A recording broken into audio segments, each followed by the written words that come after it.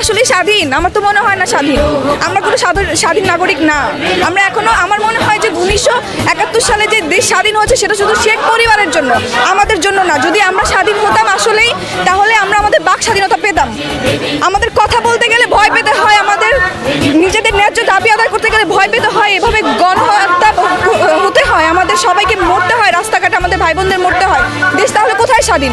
স্বাধীন শব্দটাই উচ্চারণ করা যাবে না। আমরা এখনো স্বাধীন না।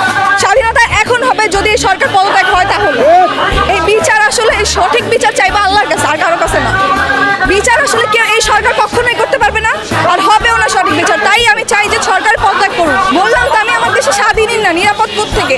এই যে যেভাবে আমাদেরকে মারা হচ্ছে, এখনো দেখতেছি যে পুলিশ যেভাবে আমাদের সাথে অন্যায় করতেছে। আমরা মিছিল করলে, আমরা গিয়ে আন্দোলন করলে সেখানেও হস্তাহস্তি করা হচ্ছে, সবাইকে এভাবে ধরে নিয়ে যাওয়া হচ্ছে বাসা থেকে, যেখান থেকে সেখান থেকে। তাহলে আমরা কোথায় নিরাপদ?